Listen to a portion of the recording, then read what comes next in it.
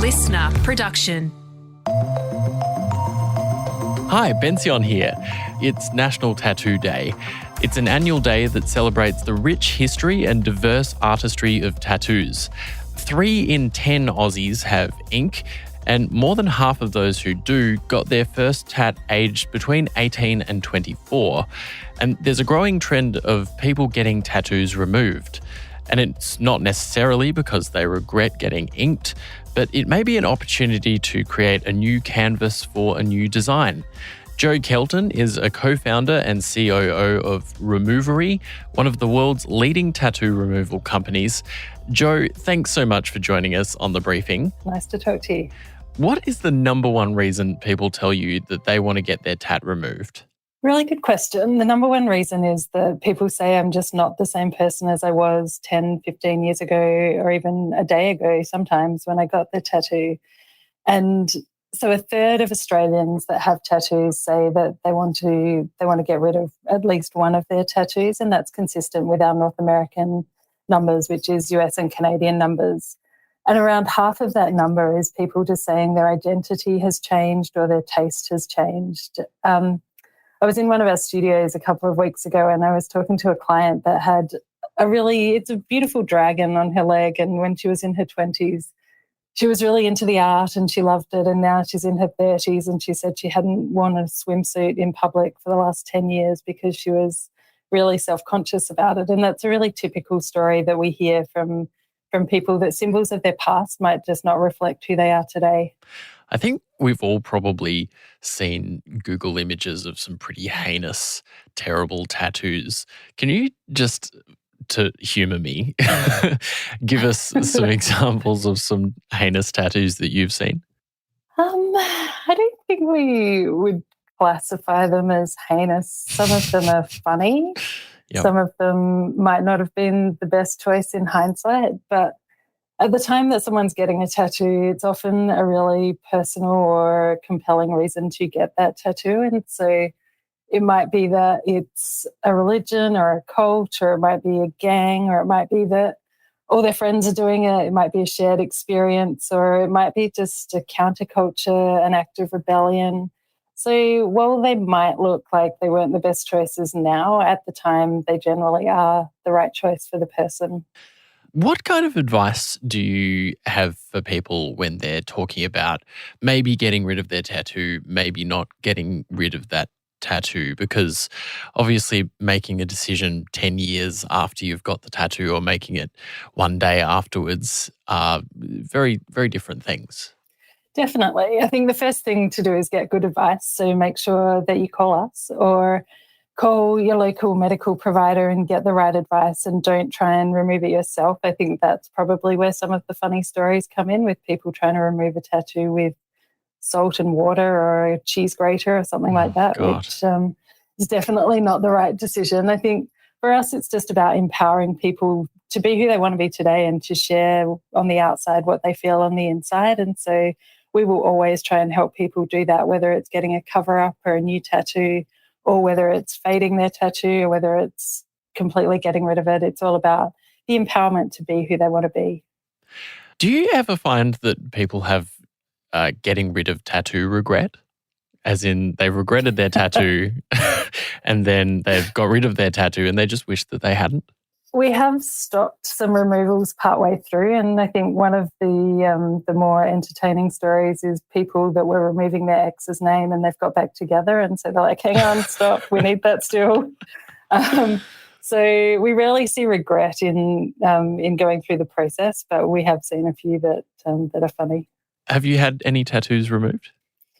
I am in the process of getting one removed. I think working with Removery over the past 5 years, I've gone from having 1 tattoo to 5 tattoos, so I'm going in the wrong direction. But 3 of us got a tattoo of the Removery logo and we're getting it removed just to go through the process. I think 90% plus of our team members, and that's 500 people across Australia, New Zealand and Canada, have multiple tattoos. Some of them have been through the process, some of them are going through the process. And They talk really easily about how it feels, how long it takes. And we wanted to walk in the shoes of our clients. And so to understand all of the different barriers, everything that a client goes through during the process. So yes, I am going through a removal myself. Could you step us through part of that process? What does it look like? Does it hurt a lot? Like, how long does it take? Both are great questions. There is some discomfort. So the laser is shattering the ink in the dermis of your skin. And so while the laser is passing through the superficial layers of the skin, it is being absorbed by the ink. And there's a little micro explosion inside the ink particle. And so there is discomfort associated with that. What does it feel like? It's probably a stinging sensation or like being snapped by a rubber band, if that's something that you do to yourself very often. It's not something I would do to myself very often. So it's not painless, but it's not painful. And a treatment of my tattoo, which is about 1 square inch by 1 square inch, lasts for about 15 seconds. And so you can put up with most things for 15 seconds. And we try and mitigate the pain by using ice, by blowing cool air, using a cryo chiller on the area of treatment, and then giving clients breaks if they need breaks during the treatment. So while it can be described as uncomfortable, it's certainly not the worst thing in the world. But do you have to go back for many sessions to actually fully get rid of a tattoo? You do. So the way it works is that as the ink particles fragment into smaller particles, your body is actually absorbing those into the lymphatic system, and then they're exiting the body that way. And so while that happens over the following weeks and even months after you have a single treatment, then the particles reaggregate back into some larger particles, and we hit them again with the laser at that point. And so generally speaking, it can take between 8 to 12 sessions spaced 6 to 8 weeks apart. So it is a commitment in time, but what we would generally say to our clients is the sooner you start, the sooner you finish. And so it'll all be over in 1.5 to 2 years. And we're working on, as a company, we're doing some clinical trials to see how we can accelerate the process. And so we've just presented a few of those at a North American laser conference. So it's super exciting.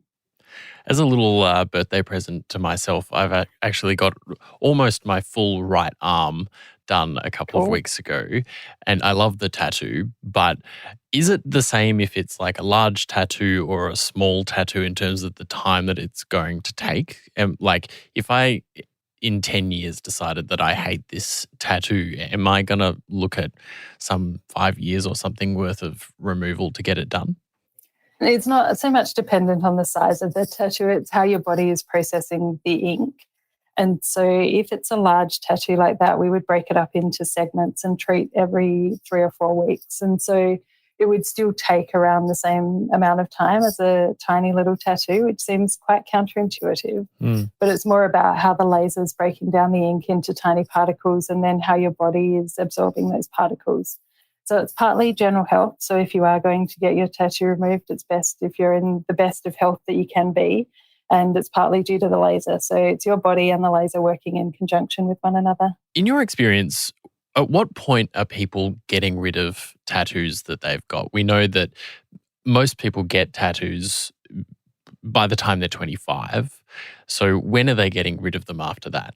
The highest age group that we have is people in their 30s. So I think that fits with people feeling like their identity has changed or their taste has changed. I think right now we have something like 20,000 clients that are age 31. So that is by far the most popular age. But saying that, we have clients in their teens.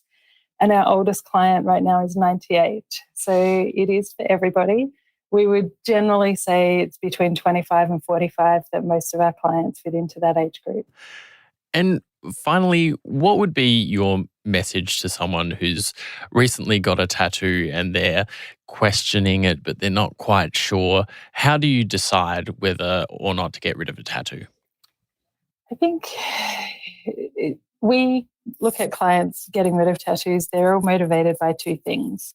Some of that's internal, some of that's external. So the external motivators might be that it's a bad memory or that there's something external pressuring them to get a tattoo. And often they're really easy decisions. If someone says you have to get rid of this for your job, or you have your ex-girlfriend or ex-boyfriend's name on you and you have to get rid of that to continue a new relationship. I think the harder ones are where you feel like your identity's changed, you feel like something's just not you anymore, or you feel like your taste has changed. And then it's really a personal decision based on how much you want to portray something different to the rest of the world and how much you're willing to stick with the memories or the tastes of the past. And I think if you think about the clothes you wear, your style, what you're doing now compared to what you were doing 10 years ago, all of that changes and evolves. And the meaning really is a personal thing. And our teams take a long time in really getting to know our clients and understanding what brought you in today, what brings you here now, what's the difference today than it was yesterday. And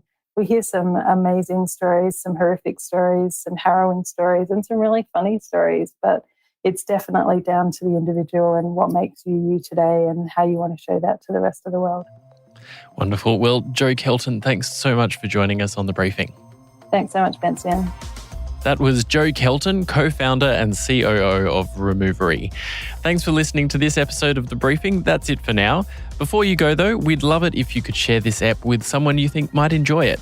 And if you want to keep up with our other content, you can check us out on Instagram at The Briefing Podcast and on TikTok and YouTube. Just search Listener Newsroom. I'm Bension Siebert. Catch you next time.